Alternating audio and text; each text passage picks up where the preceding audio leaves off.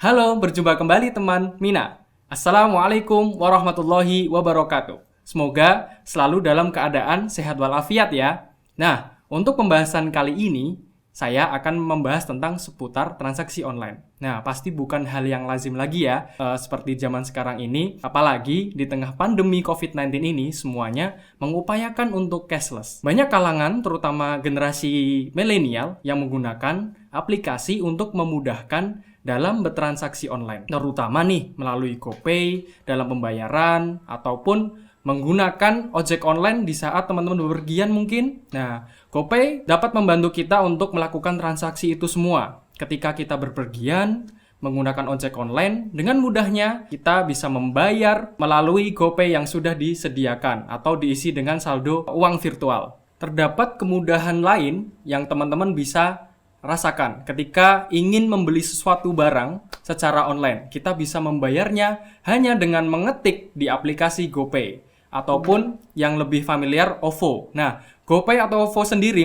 seperti dompet virtual. Ya, mungkin teman-teman sudah sering menggunakan ATM. Nah, bedanya dalam bentuk kartu tapi dalam satu aplikasi yang bisa kita unduh secara gratis. Nah, hebat juga ya teman-teman Mina, teknologi sekarang. Nah, yang dulu kita harus bersusah payah, kita mencari ATM dari satu daerah ke tempat yang lain. Nah, sekarang kita bisa mengakses itu semua dalam satu aplikasi. Nah, bisa di mana saja dan dalam keadaan apa saja. Bisa dari rumah, dari sekolah, ketika jam istirahat. Dan tentunya tidak membutuhkan waktu yang banyak dalam bertransaksi. Namun, berbagai kemudahan tadi yang sudah saya sebutkan melalui aplikasi dengan transaksi online tadi seperti GoPay maupun OVO, sebenarnya bagaimana sih dalam pandangan hukum Islam terkait transaksi online?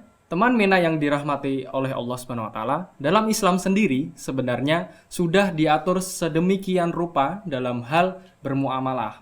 Nah, khususnya nih dalam hal jual beli.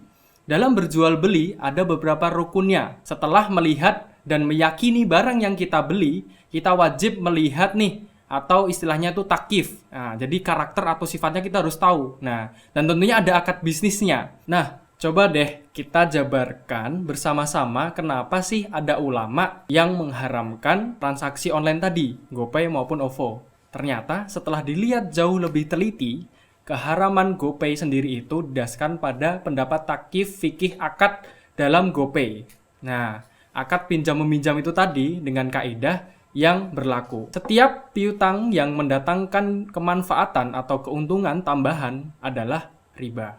Nah, ini ada konsekuensinya ketika mengatakan akad antara perusahaan pemilik GoPay dengan pengguna yaitu pinjam-meminjam, maka tambahan keuntungan termasuk diskon, nah itu adalah hukumnya diharamkan atau disebut istilah dengan riba. Dalam pendapat ini, haramnya GoPay hanyalah ketika adanya diskon atau keuntungan tadi. Maka, jika teman Mina menggunakan GoPay tanpa adanya diskon, hal itu tidak masalah loh.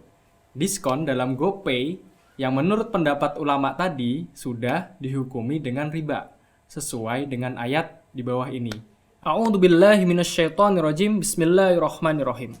Wa ahalallahul bai'a wa harramar riba. Artinya, dan Allah telah menghalalkan jual beli dan mengharamkan riba. Al-Baqarah ayat 275. Nah, ada lagi nih teman Mina, takif fikih yang kedua dengan menggunakan akad ijarah mausuf fizdimah. Ya, itu akad dengan objek transaksi yang wujudnya belum ada ketika akad. Namun, dia sudah dibatasi berdasarkan kriteria yang jelas. Nah, bahasa gampangnya seperti ini. Akad dengan jual beli jasa dengan pembayarannya di awal, misalnya ya, dari akad ini adalah jual beli paket umroh, di mana harga dibayar dahulu dengan pemberangkatan berbulan-bulan kemudian, yang tentunya dengan adanya kriteria jasa yang jelas mulai dari hotel, transport, dan makanan, dengan takif yang kedua ini, maka diskon yang ditawarkan oleh Gojek tidak lagi menjadi riba. Nah, dengan alasan apa? Bahwa ini seperti akad jual beli dengan harga promo atau hadiah langsung jika pembeli membayar secara cash. Dari hal tersebut, sehingga hukum bertransaksi menggunakan GoPay adalah boleh. Nah, kebolehan di sini ada garis bawahnya. Transaksi GoPay juga didasarkan bahwa hukum asal dari semua akad adalah diperbolehkan, kecuali ada dalil yang mengharamkannya. Hukum asal dalam semua bentuk muamalah adalah boleh dilakukan kecuali ada dalil yang mengharamkannya. Kita tahu juga kan, teman Mina, dompet virtual berupa GoPay maupun OVO serta diskon yang ada di dalamnya mengandung maslahat yang besar. Nah, bagaimana kita dimudahkan urusan masyarakat daripada mudorotnya yang dihasilkannya tentunya.